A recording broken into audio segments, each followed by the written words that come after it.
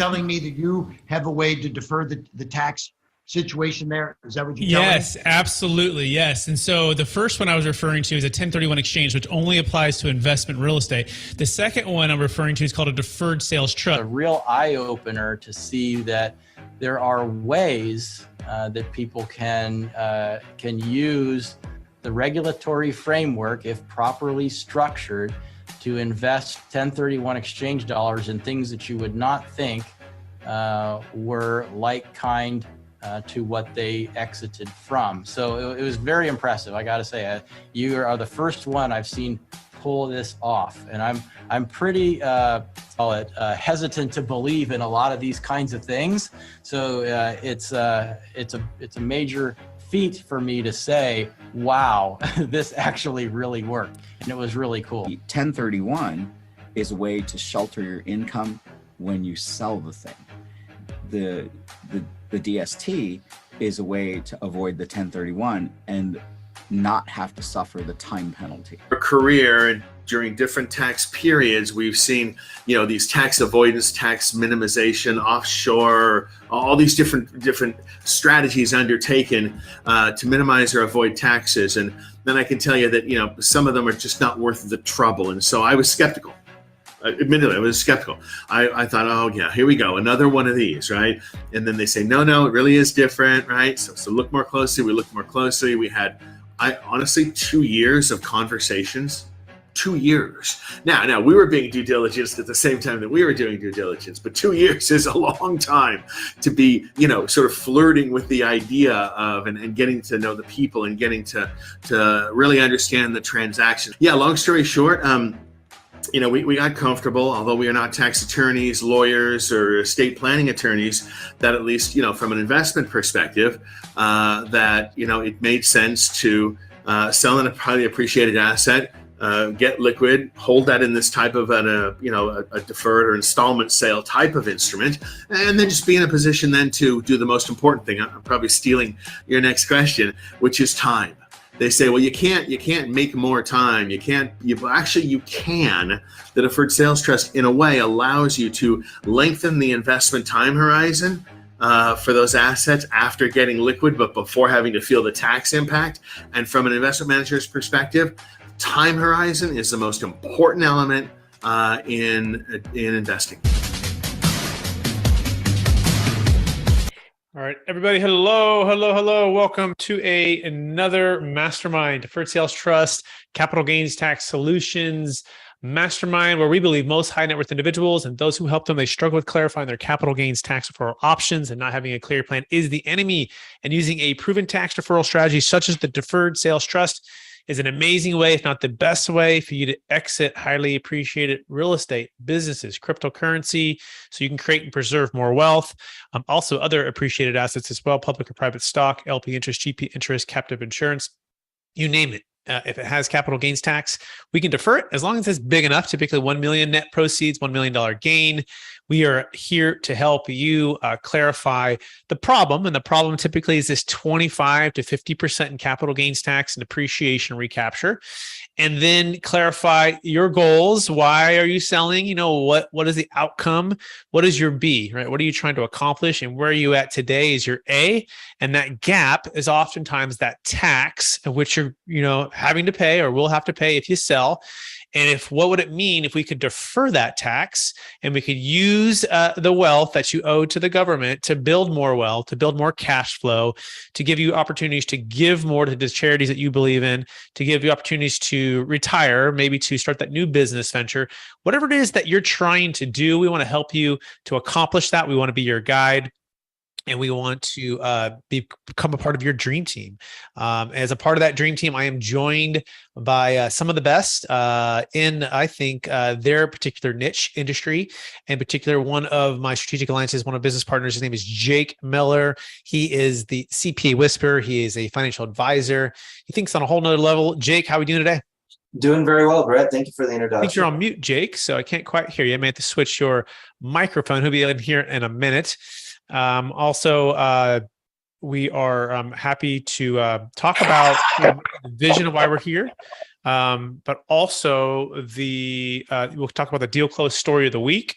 the escrow of the week. And then we're going to be doing some role playing today. We're trying to do something a little bit different for everybody, where we're going to be become the client or the CPA or the skeptical CPA or the cautious advisor on the side. And we're going to do Jake and I are gonna have some fun with this. That was by request of last week.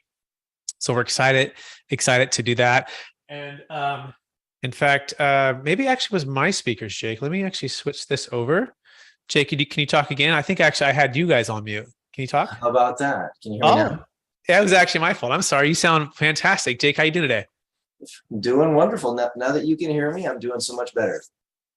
Excellent. You got the goatee today. It's looking good. It's looking debonair, clean, classy, but good. I like it. I had a little bit of Colombian grooming while I was down there. I just got back last night. So finally here in Utah, back with the family here at the house, and ready to keep things rolling. Fantastic. Well, glad to have you again. And give a little bit more. I talked a little bit about the vision and why we're here, but I think it's good to hear it twice from your perspective, Jake. Why are we here? What's kind of the problem? And then what are we going to be doing today? Absolutely. So a lot of times individuals have found that they need to kind of level up the advice that they're getting for these very uncommon, when I say uncommon, infrequent transactions that they have where they're selling highly appreciated assets. So it's not every day that they're going to sell their business. It's not every day that they're going to sell the house that they've lived in for the last 20 years. It's not every day that they're going to sell that warehouse, that multifamily, that crypto, that whatever. It's not every day they're going to get a warrant in a reverse IPO. I mean, all of these examples of people that we've helped, right? And because it's not every day, they have to use people that they don't use every day to help them with the transaction. That's why they reach out to us. We're the experts when it comes to highly appreciated assets and how to help them make that transition without recognizing it for tax purposes, utilizing the Deferred Sales Trust. That's so well said. By the way, you can learn more about Jake Miller at strategictaxsolutions.com. That's strategictaxsolutions.com. You can learn more about the Deferred Sales Trust, capital gains tax solutions.com. Either way you go, you'll be connected with both either of us, and we connect with one another. Yes, so excellent, Jake. That's very well said, right? Because it is infrequent, and oftentimes there's folks that are, they're CPAs and they're specialized, but they're specialized in more of the general practice of tax returns and maybe depreciation schedules and doing more of the reactive, what happened, and let's account for that, and let's lay that out in a tax return so we're properly paying the right amount of taxes.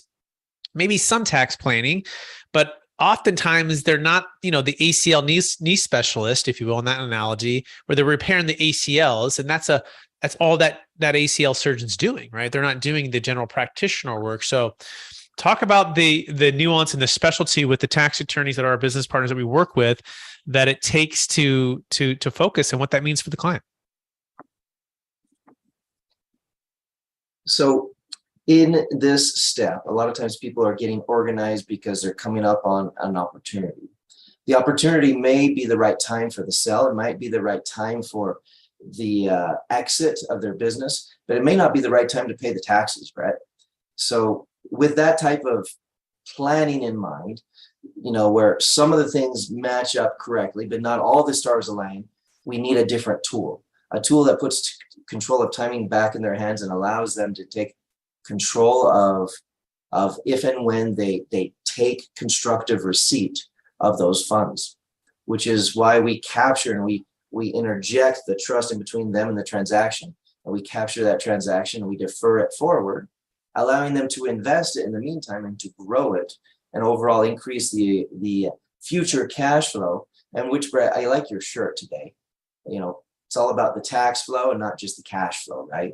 That's the message that a lot of times we're trying to send out there, helping people understand that at the end of the day, it's not always the sales price that matters. And it's not always the net proceeds that gets transferred back onto the client, but it's the net after taxes that they're able to actually spend at the end of the day. And if we can put that control over timing and that control over taxes back in their hands, it becomes a very powerful thing.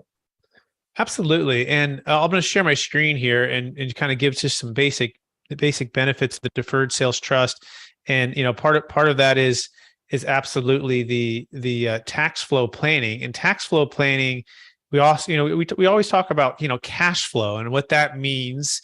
But guess what? The problem is the government's an all-time spending. In fact, they've spent more money and increased the debt in the last 2 years than perhaps the last 40. I don't know the exact stat, but it's incredible the amount of money they're printing and they're spending, and they're out of control. And what that means is taxes are likely to go up, and that's a problem. And so it's not just about your cash flow, what you actually receive and earn, but it's your tax flow. It's always been about both, but more importantly, the scales are starting to shift more and more. And so one of the benefits of the Deferred Sales Trust, and it's actually benefit number one, is buying back in and out of real estate, which can provide some depreciation that can offset the tax flow. In other words, it can decrease your overall cash flow, taxes on your cash flow, because to the extent you have depreciation dollar for a cash flow dollar, it can be offset. And so one of the disadvantages with the 1031 exchange is that it has an old schedule of depreciation, which means you have less tax flow, less tax flow or depreciation to offset your cash flow. And so now, the key is optimal timing, right? We want to say you can do it when it makes sense for you, right? And that's where step number 2 comes in that you can diversify and put your funds into a diversified investment grade securities, some of the biggest companies in the world. You can pay off your debt. We call it the Dave Ramsey debt-free plan.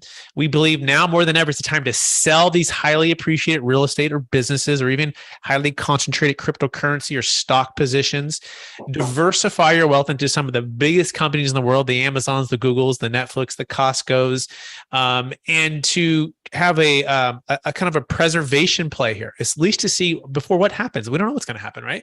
But if you can be in some of the biggest companies in the world, guess what? That's fantastic. Now, that doesn't necessarily mean you can't get back into your other deals, but here's the key. You can dollar cost average into those deals versus a 1031 where the whole entity and the whole amount of equity typically goes into one single asset in one location, one property.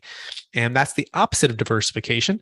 And we believe that liquidity and diversification with the ability to work with someone like Jake Miller is an amazing way to create and preserve more wealth. All right, the number 3, by the way, is separation of partnerships, right? So remember, the Deferred Sales Trust can sever partnerships, whereas the 1031 exchange, typically the whole entity must move. In fact, just closed a $48 million property in Las Vegas for 2 GP clients. This is their 5th deal they've done with us.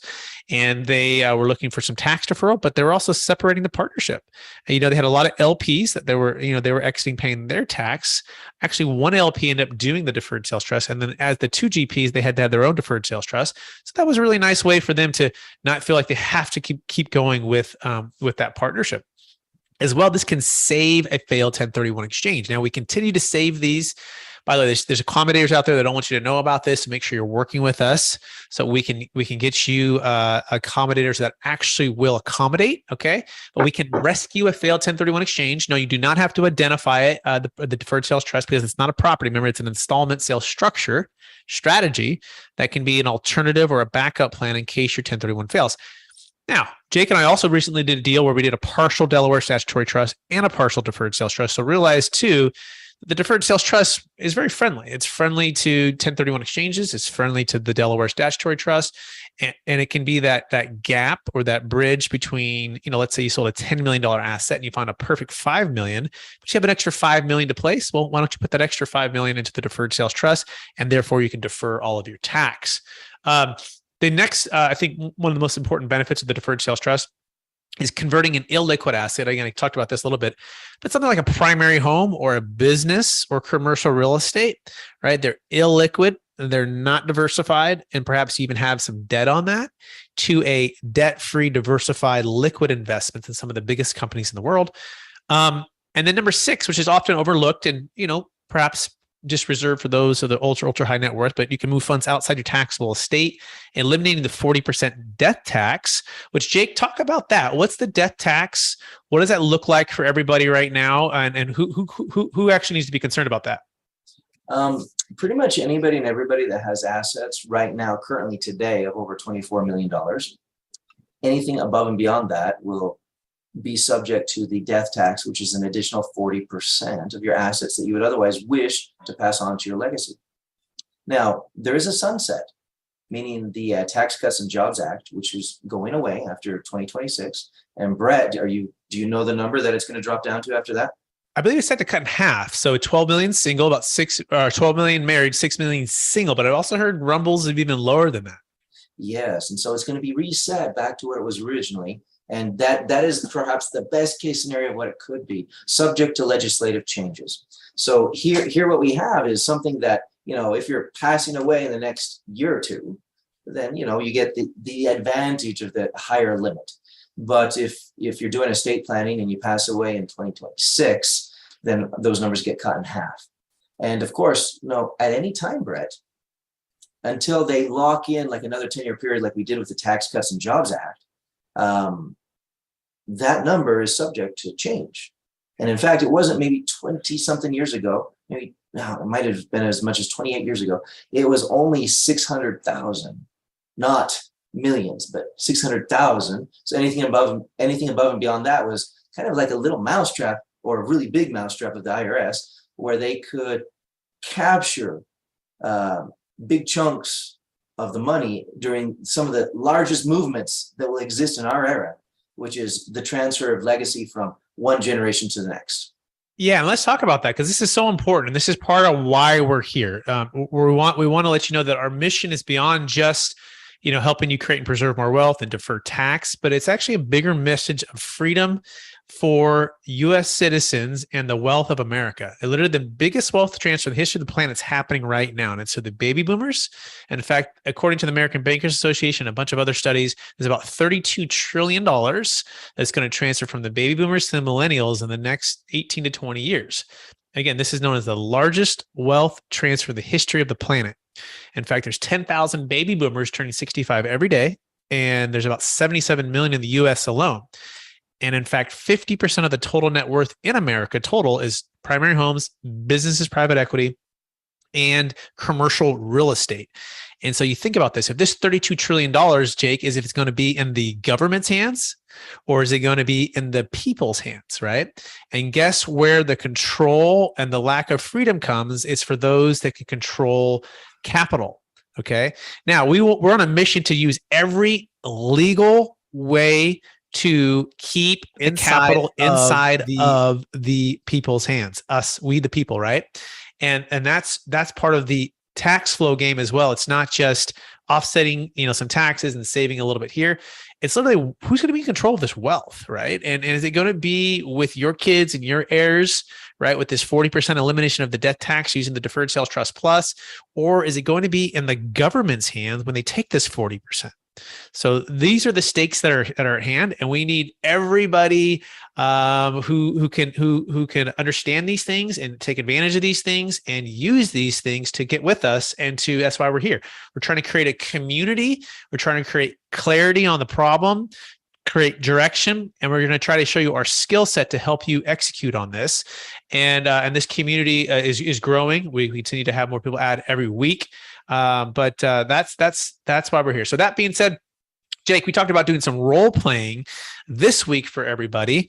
And then we're going to open up for questions for everyone as well.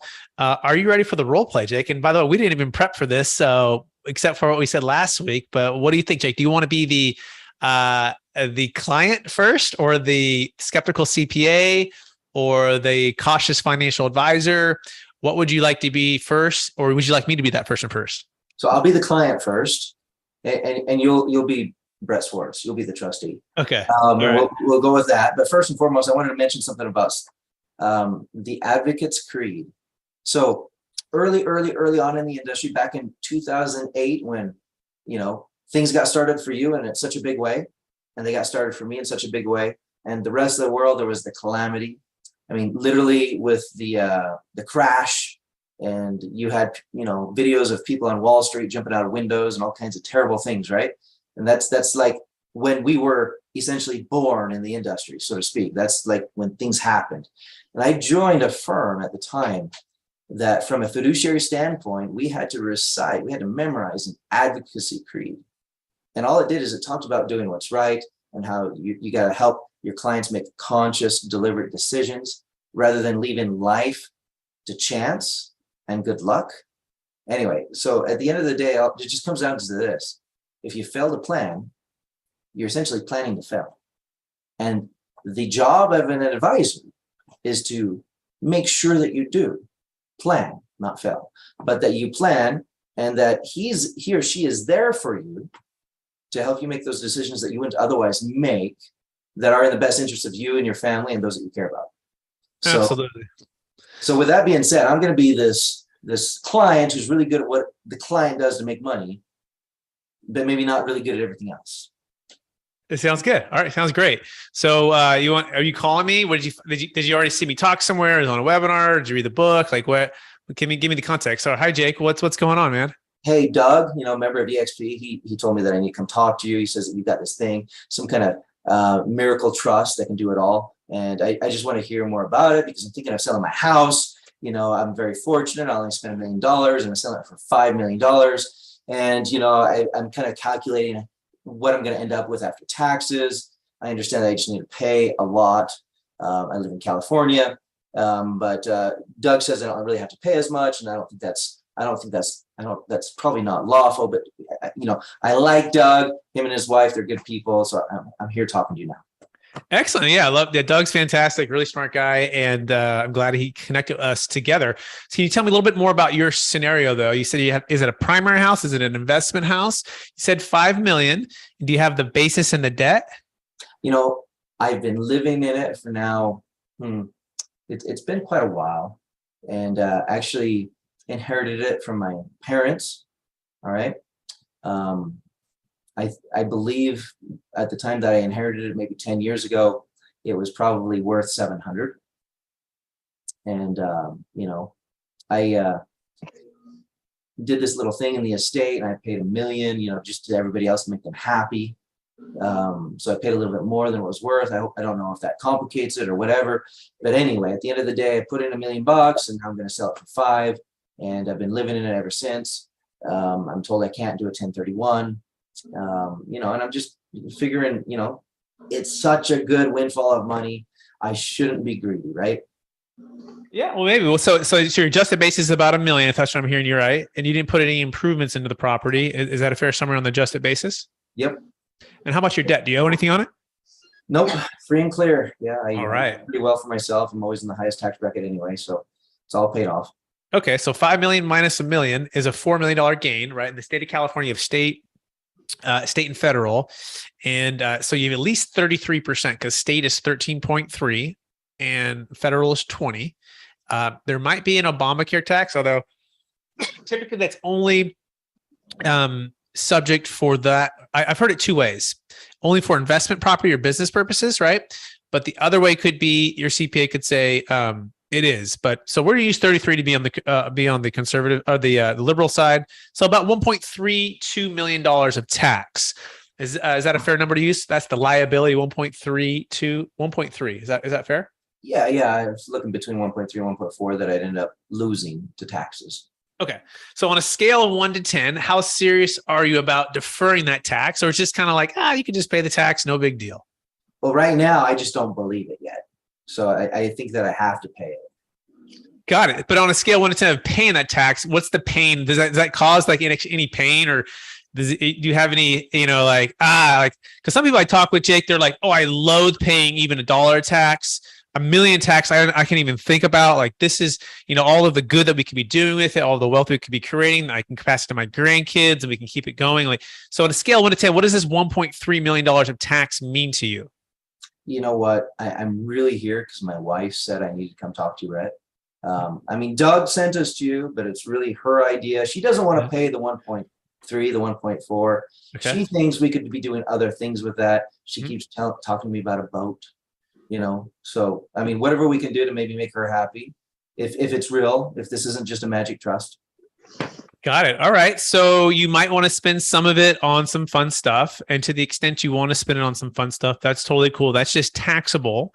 So we have a really unique skill set where we allow people to take advantage of, or we show people how to take advantage of something called a deferred sales trust. We wouldn't call it a magic trust. It's actually just an installment sale. And the way it works is you can loan this $5 million to the trust at close of escrow. And instead of paying the tax, you can keep it deferred, okay, until you start receiving payments from the trust. But again, there's got to be that pain. You got to really want to have that $1.3 million working for you for 10, 20, 30, 40 years, pass it to your kids. They can keep it going. They can pass it to grandkids. It's got to mean something. But if there's not a lot of pain and like motivation to not have to pay it right away, or if you want to just spend it on a primary home or a boat, then it's probably not a great fit for you, Jake. Now, here's my question though. So my wife, she's a little extreme. She kind of enjoys the outdoors, and she actually owns a rec and tourism business. So, I mean, she doesn't plan on taking me out on the boat, right? I mean, she's going to be taking clients out on the boat.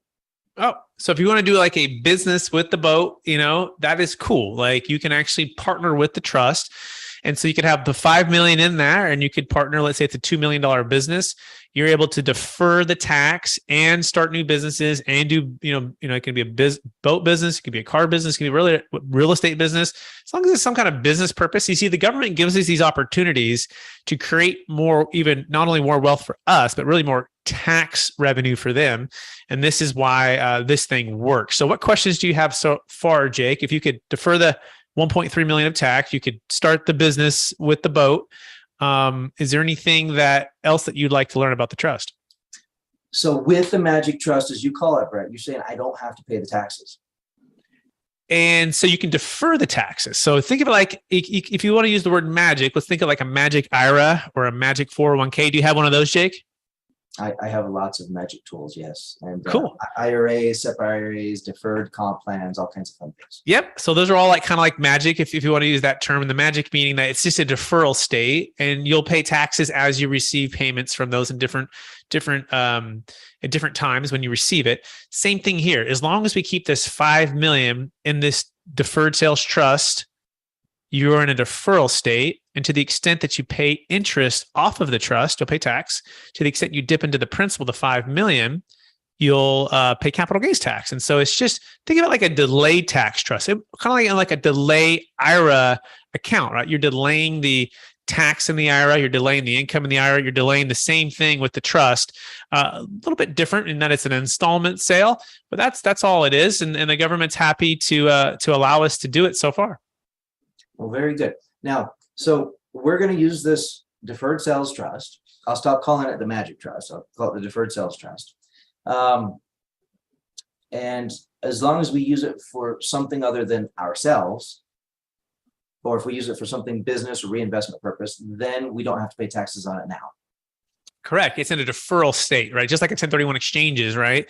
As long as you're moving into another property and you're following the rules, as long as you're following the rules here, you're not using it for personal use or personal consumption, right? And then it's in a deferral state. That is correct. Okay. Now, if I do want money out of it, can I get access to it? Yeah, absolutely. So every single trust is set up with a payment schedule that's set to pay you back slowly over time. And, typically we're at 5 to 6% interest payments, payout, but we're earning typically around 8%. But people could have, 8% payout, 10% payout, whatever they want. Typical actual earnings is somewhere between 5 and 8 based upon the risk tolerance. And you can schedule payments out, and we can also adjust that payment along the way. We just have to do some planning, and we have to just schedule that because it's a promissory note that we have in writing. That's what you own. Is the asset is the promissory note that you have. Okay. Now, should I want, let's say we do the boat, and my wife, who's here with us right now, Micah, she's blushing every now and then as we talk. She uses it for 2 years, taking clients out. They're fishing. They're having a good time. She takes about out a whole bunch of corporate people, and then she tells them that they need to come see me at the office later. I mean, it's a great little referral thing that's going on there. And then 2 years later, we decide that we want to keep the boat for ourselves. What do we do there? Great question. So you can purchase the business back from the trust, and basically buy the interest of which the trust had in the boat business, and then you're welcome to do whatever you want with your business. Oh, interesting. And then the trust would still keep that money. Yeah, you just paid. You basically paid the trust back, right? So the trust was owed, was an owner with you in the business, and then you just bought the business back from the trust, and the money flows back into the trust. Very cool. All right, now what if I'm scared about the market? Because Doug says that a lot of people they invest in the market in the trust until that next real estate deal comes along and they can buy something else. But what if I don't want to be in the market? Great question. So the beauty of the deferred sales trust is there's no shotgun wedding like a 1031 exchange where you have to do a 45-day identification or 180-day close. And you can also diversify and dollar cost average into securities. The money can sit at the bank. Now, we do want to earn an interest on it, so we don't want to sit at the bank for too long. But everything must be approved by you, whether it be the investments and the timing of those investments. Okay. So also has to be approved by me, the trustee. This is part of how we make this all legitimate. So the answer is, when are you comfortable, Jake? And you might not be comfortable right away, but you could be, in a couple of weeks or a couple of months. And then the key is just getting dollar cost averaging and diversifying is typically what a lot of our clients find to be a great strategy. Now, what are the controls on the trust? I mean, my wife, she likes to go buy me presents like all the time without me knowing. And she does little sneaky things like Amazon to her mom's house and all this other fun stuff, right? Does she have access to just pull money out of the trust without me knowing? Yes, that's a good question. So how much control, do you have or does she have over the deferred sales trust? The answer is, to the extent that you are the lender and the trust is performing, that you have the ability either to foreclose on the collateral and take all the payments back, or per the promissory note. Now, the promissory note can be adjusted over time. And again, the payments can be adjusted over time, but it's not a demand note. A demand note would be something like unilateral control or 100% ownership of something. Or let's say you walk to a bank and the bank said, "Hey, Mr. Jake Miller, you have $100,000 there. Your wife's on the account too." And she could walk in and say, $100,000, please. And they give it to her, right? There's nothing that's going to hold it back. In this scenario, there is that promissory note that's set to pay out. And that is the schedule, unless it's not performing. And then you have the rights and ability to foreclose and take the money back. So husband and wife would both have, if they're on the promissory note, they both would have those rights. She can't do it without me knowing. Very good. All right. Now, Brett, let's just say something unforeseen happens, like the U.S. Congress and Senate decide on a 10% flat tax or 4% tax. Everybody becomes Puerto Rico. Can I just get all the money out? Can I just liquidate? That's a great question. And this is back to the tax flow versus cash flow. So not only is tax flow about, offsetting cash flow with depreciation, but it's also about taking income in certain years or certain states or certain times when it makes sense for you. I'll give you an example of this. I had a client who sold an $8.3 million property, primary home in Palo Alto, moved to Nevada, and he had the promissory note start to pay him out when he was in Nevada and established residency. So to the extent that the interest that you're receiving is in a place like Puerto Rico that you've established residency, or Florida or Texas or Nevada, Tennessee, these really kind of lower tax income states, that's the tax you pay on the interest. Now on the capital, on the principal, you pay capital gains tax. You can't escape that. Whenever you dip into the principal, okay, you'll pay capital gains tax. But in that hypothetical scenario where the entire country went Puerto Rico style, or there was a zero tax holiday, we can refinance the trust or the promissory note, that is, to make a balloon payment in that given year. And guess what? You're walking away based upon that given year tax. That's kind of a power play. Now, the opposite is probably more likely. They're probably going to increase the capital gains tax rates, right? And that would mean you would have to actually pay more in tax. So be aware that, this can go both ways, and it's more likely to go higher. But that's also why most of our clients are keeping the principal, the golden goose, intact. They're never dipping into the principal. They're only ever living off the interest payments. That's the way we typically structure it. Now, Doug told me something really interesting, Brett. Doug said, "Hey, Jake, don't think of Brett only as a trustee. He's a guy that helps you move in and out of assets. Or if I say that more clearly, he's a guy that helps you move in and out of assets most efficiently and oftentimes without paying taxes. Yeah. So we work as a team, and part of my expertise and my background is commercial real estate. So I'm a commercial real estate expert. Think of me like a financial advisor for commercial real estate, whether that be investing in multifamily, mobile home parks, self-storage, whether that be development projects, whether that be syndications. That's my background. I grew up in the industry, grew up in my family, and then I went to Marcus & Millichap and learned a lot there. And I still practice brokerage as well for clients. So I'm still in the game and I invest myself. And so we like to say we want to try to help you create a dream team for the Deferred Sales Trust, where as a trustee, that is my primary role, but I'm also connected and very well educated in different investment opportunities. That's also why we bring in Jake Muller, who's the financial advisor here, because he's securities licensed and he's an expert on all those things, as well as an expert in real estate and different things as well. So that would be the answer, Jake. We really just want to come alongside and help to the extent that the client wants that. Now, some of the clients already know what they want. They're already experts in commercial real estate or businesses or even investing. And now we're here just to guide and support them in what they're looking to feel great about investing in. Fantastic. Well, Brett, that was probably a good run with me being the client. Okay. Yeah, it was. I don't know how much more I can make up about being a client, because clients sometimes say silly things. Yeah, no, that was really good. I want to open it up for anyone who has questions or comments on anything that we just went through on that, and any clarifying spots that you weren't sure about what Jake and I were talking about, or comments. You know, I have to talk. Yeah. Hey, Leah. What's up? Hi. That was really great. I mean, that's exactly what I was hoping to hear from and to kind of learn from, like when you're in those situations. I just feel like I'm that type of person that learns better to hear it like as it's happening live. So, and I know you can't ever do anything live with these because, you know, the NDAs, but it was great. Hopefully you guys can do something else, you know, in the future too together again. Absolutely. Absolutely. Excellent. You know, I don't know that we're this talented, Leah, but I once saw whole life insurance as a musical. Now, I don't know if Brett has any hidden talents here, and maybe we could do the DST as a musical, but it all just depends how dramatic you want us to be. And Leah too, do you have another scenario that you want us to do? Like that was just the client, you know, with me.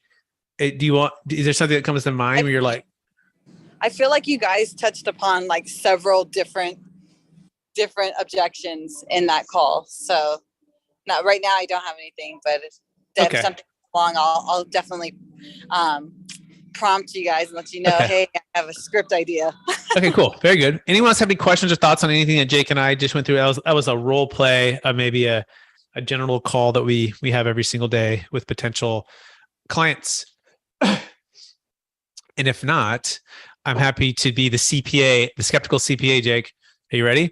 I'm ready. Let's do this. Okay. So let's see here. Oftentimes too, let me just start it out. So, hey, Jake. Yeah. So I'm the skeptical CPA here, right? I'm very cautious and concerned that this thing is, you know, may not be legal. Like, I don't want to get my client into something that's, you know, not been really used or tested or known. In fact, I looked on the internet and I found some stuff that's concerning, right? Like I really need to see the documents, Jake, and I need to see the, you know, a private letter ruling and the court cases. And, you know, I just don't know that I can get behind this thing without really, you know, seeing everything, Jake. So like, how do you know this thing is legal, Jake? That's a great question. Just for the fact that you're asking that question, it makes me feel more comfortable to talk with you, Brett. That shows that you really want to do what's best for your client and you want to protect them from some of the things out there that perhaps are not proven or not tried and true. With that being said, I felt the same way when I first heard about this and I started Googling. I found perhaps not as much information as I hoped to find right away just through Google. And I had to interview people. And the first people I found were trustees. Not all trustees are created equal. In fact, some trustees even gave me the wrong information, Brett. And so I was even more concerned at this point But eventually, somebody put me in touch with the law firm that created this. The very founder and creator himself, Todd Campbell. And after thorough discussions with other CPAs, financial advisors, and clients of mine, we had to sign an NDA. We went through this entire process, like pulled back the curtains and showed us everything, how it works inside and out. And I'll tell you that this is one of the most proven strategies and vetted legally that I could find out there. One other thing that might give you a little bit of confidence is that I kind of do this for a living. Meaning, so you're a CPA and you might be a little bit skeptical about this strategy. That's good. Healthy skepticism is important. What do I mean by healthy skepticism? We need to somewhat doubt new information until we know where the source of the information is coming from. And until we can prove it, meaning that we've seen how it has worked for others, not just testimonials, because a lot of times testimonials are opinion-based.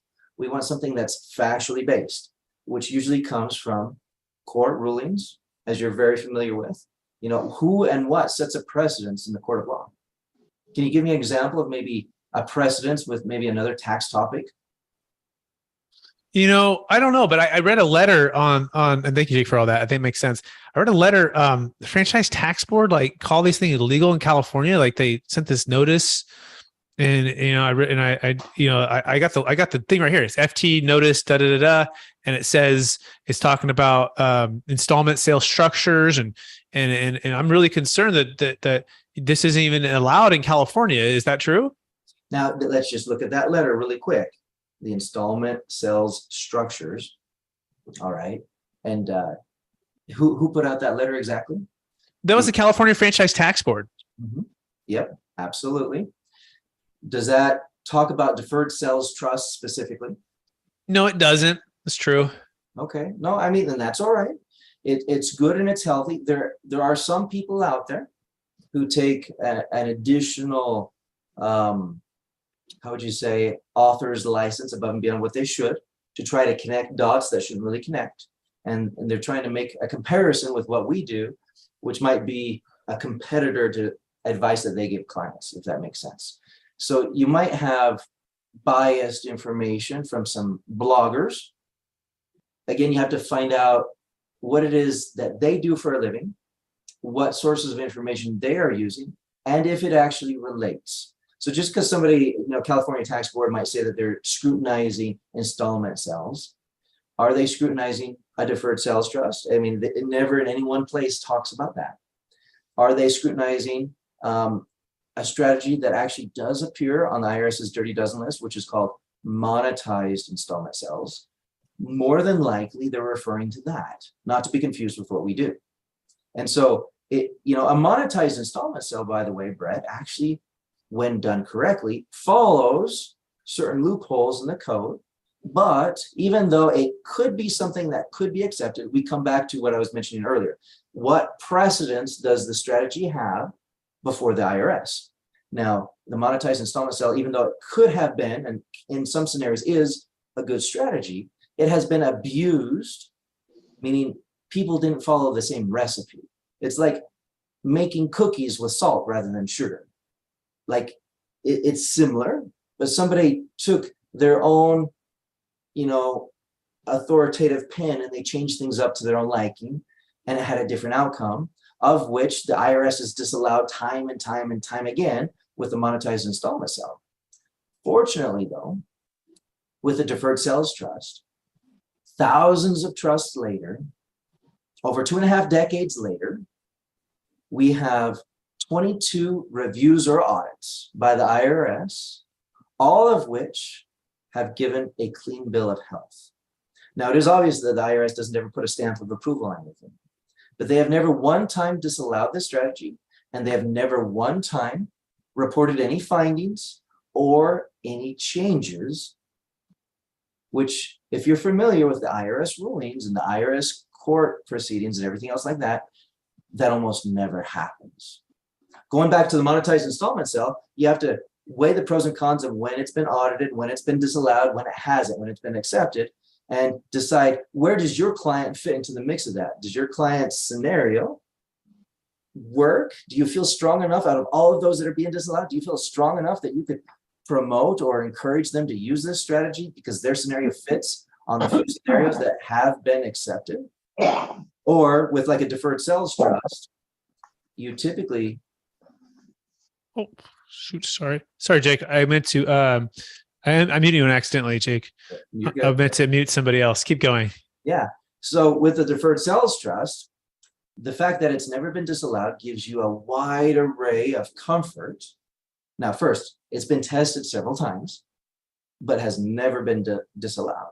So can we do a quick lightning round on that? Because I hear what you're saying, Jake, and I'm actually starting to feel a little more comfortable. I didn't realize that. Yeah, so I was getting those confused. I was thinking like, yeah, they're all the same. And I was thinking like, because monetized installments, they'll use 453 and deferred sales trust uses 453. So it must kind of be on the same kind of mix. But I think I hear what you're saying. They're different. And one is on the dirty dozen list, and that's the monetized, and the deferred sales trust is not. And it's never been it had a single negative result, and it's 26-year track record, thousands of closes, billions under management. And there's, I think the biggest audit I also maybe heard on a different thing that's done in San Diego, $125 million deal, which is amazing. But is there a PLR, Jake? You can actually get a PLR from the tax firm. So what we usually do is we take the clients and their advisors through a process. We have them sign an NDA because this is a proven and protected strategy. Proven and protected, meaning the IRS has tested a number of different times. It's never been disallowed. We like to maintain the integrity of it. We don't like just everybody out there thinking that they're a chef and letting them change the recipe, if that makes sense. It makes sense, total sense, because you don't want someone to take it and then, either mess it up because they don't know what they're doing, and then it's a negative result. You want to make sure that it doesn't get hurt with the integrity that it has now. But yeah, there is a PLR, by the way, for those that are wondering. And there are outside third-party national law firms and CPA firms across the country who have vetted this. Movie stars that have used this, one of the $100 million deals. Law firms in California that did 3 months of due diligence. Some of the biggest and brightest financial advisors in the world. Companies that have reviewed this for multiple years and given it the thumbs up, the green light. So, okay, Jake, what about like audit defense? Because I'm a CPA, Jake, and I don't know. I can defend. I don't want to defend. I don't even know how to defend if I would. What's the chance that this thing gets audited? And then who's gonna provide it? Who's gonna pay for all that, Jake? Great question. Now, first and foremost, for the other work that you do for your client, do you provide audit protection? I don't know. Yeah, good question. Sure. For the stuff that, I'll charge for that, Jake. There could be additional hours, but if I file the tax return and they get audited, then I'm going to defend, the tax return, but there might be some additional charge to that. Yeah. Okay. So you'll defend it. You'll provide some audit protection. You'll also charge for the additional hours, right? So the tax attorney and CPA behind this actually provides lifetime audit protection, and they don't necessarily charge for the hours, but they charge for the value. They do an upfront fee, and it's a legal fee based on their service. And that provides lifetime audit protection. Doesn't matter if it's 10 years down the road or whenever it is, as long as you're correctly utilizing the trust through a third-party unrelated trustee, the tax attorney and their firm will represent you before the IRS at zero additional cost to you. So you pay it all up front, and it's just a one-time transactional fee, but you receive the lifetime audit protection at zero additional cost in the future. Okay, so as a CPA, I don't actually have to, worry about that. They're protected by another CPA who's the specialist. He's the brain surgeon. He's the ACL surgeon. I'm the general practitioner, if you will, in that sense. Or even, I could even be specialized in what I do. I just have never done the deferred sales trust, which is why I'm not as comfortable with it and why my clients coming to me. And it's hard for me to say, oh yeah, here's a green light, because Jake, there's not a lot of upside for me. Like if I say, great, this looks good, but I've never done it and I never had a client do it and it works out, well then great, that's okay. But if it doesn't work out, now my reputation and mine's on the line. So this is why I'm super, super cautious and more likely just to tell them, I probably wouldn't do it. In fact, stopping the whole role play now here too, right? So this is really interesting, Jake. So go ahead. You want a thought? I would just add that for being another professional, the law firm is essentially indemnifying you for all advice provided in regards to the deferred sales trust because they are taking all of that on themselves. They will be the ones that put the stop. Even if you are saying, hey, you should do this, you should do this, you should do this, Mr. Client, they'll put the stop and say, no, you shouldn't do this if they shouldn't do it. Or assuming that you're correct and your advice is warranted, they are taking the responsibility for all things deferred sales trust on them. And that's why they charge that upfront fee. Perfect. Yeah. And then here's another kind of a deal. Actually, this week, the client decided to move forward after extensive talks with the CPA and going through it in detail with our tax team and all of it. And it was interesting. I said, well, how did it go? Because he came down to these numbers, and these numbers were pretty amazing. He had about a $10 million sale. He had about $5 million of debt. And he had about $2.5 million of tax liability, and about $5 million was going to hit the trust, and $2.5 million was going to be deferred. So he was either going to have 50% more or 50% less. Okay, and so we go through the detail of the CPA, and he seemed to be very open-minded, but he brought it to the conclusion. Like, I had a last call and then a last call with the CPA, and he basically said, Mr. CPA, what do you think? He goes, well, I could see the numbers. He goes, yeah, the numbers make sense. Like, you're going to have an extra $2.5 million, 50% more in your retirement. You're going to be able to hit your cash flow needs. You're going to be able to live more comfortably. You can be more conservative in the investments. He goes, but I wouldn't do it. And he goes, oh, you wouldn't do it? Why not? He's like, well, I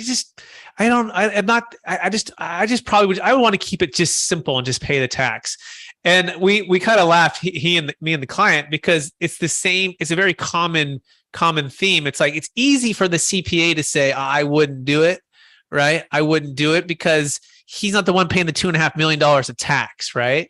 And so it's like, the evidence is like thousands of closes, billions under management, perfect track record, lifetime audit defense. We're not having any pressure on the CPA, but the CPA is still taking the super conservative spot. I wouldn't do it. It's like, well, everyone's a skeptic until it's like Mike Tyson said, everyone has a plan until they get hit in the face with $1 million tax bill. And so he's going to do it, fortunately, but we're not surprised when the CPA is cautious and skeptical. Now, 99% of the time, they actually join us. They end up sending us referrals, but we're also not asking them to become the judge, juror, and executioner, or the IRS on this. We're only asking them to come in and keep an open mind with it. Now, we have gone to the extent where sometimes clients just say, fine, I'm going to go with the CPA. I mean, Brett, give me a CPA firm that's done this for 50 years. Great, here it is, right? And let's go do the tax returns there. We don't ever like taking that route. But if it gets to the point where they're just so adamant that they won't even want to file on the tax return, by the way, it's typically Form 8832. It's an installment sale form. It's the same form that you file a traditional installment sale on. So it's not like it's some special form or some special thing. It's just an installment sale. So that being said, Jake, great job. Any last comments on any of what I just said? Just that every client is different, and some professionals and some clients work really well with us, and they don't view us as competition. They view us as the experts in something very specific that we fill in the gaps for them and we help them. Others are a little bit more combative, a little bit more closed-minded. Some don't want to sign an NDA, and with those people we just can't work with. It ends up being difficult. I've actually had some clients who have fired their other advisors so that they could work with us, which they've been with these other advisors for years, and they only just now started to know us. And this was the straw that broke the camel's back, so to speak, and the last they wanted to see of those people. And we're not here to break relationships. We're here to build and cement and solidify them, and more than happy to help other advisors with their clients do that. Exactly.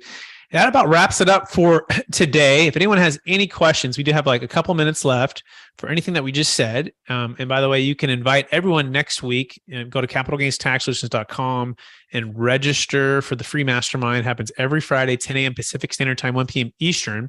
But we really want to encourage everybody to come on and wrestle with the trust, with us, with the questions, with the concerns. Bring on your CPA, because you have one opportunity, right? We cannot close the trust after a deal has closed. In fact, that's where it's too late. It's even too late if the buyers remove all contingencies. The only time we have another second window opportunity is with a 1031 exchange, which remember only qualifies for investment real estate.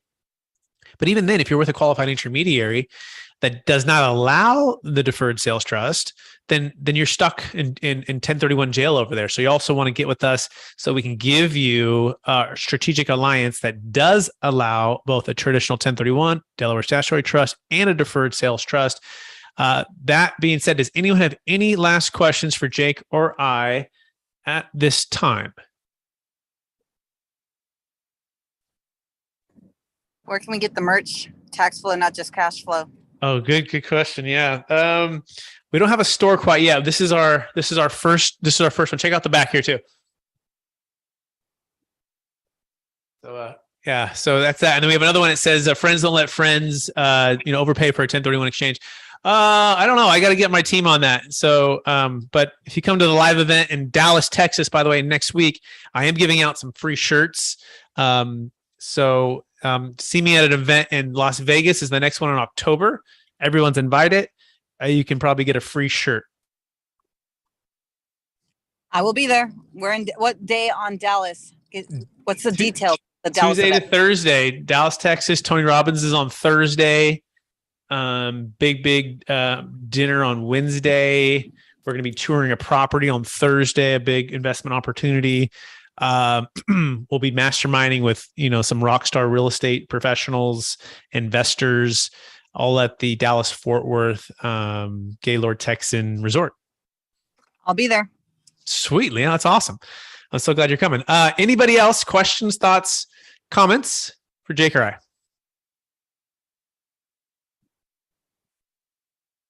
Cool. Jake, we did pretty good. Jake, if people want to find you, where can they find you? strategictaxsolutions.com, 1-800. Where's my phone number? 1-800-773-1848. Excellent. And if people want to find me, you can go to capitalgainstaxsolutions.com. That's capitalgainstaxsolutions.com. Make sure to rate, review, subscribe to the YouTube channel. Please share this with someone that can inspire today. Maybe get a little comic relief with some of the role play. And remember that the not having a plan when you exit is the enemy, right? And using a proven tax deferral strategy such as the deferred sales trust to defer 25 to 50% in capital gains tax and depreciation and recapture is an amazing way for to exit crypto businesses, highly appreciated real estate, save a failed 1031 exchange. But you got to have a plan, you got to have a team, and you got to be able to execute. And that's what we're here to help you do. So go to capitalgainstaxsolutions.com. Please join us next week. Please invite somebody. We will talk to everyone real soon. Thanks, everyone.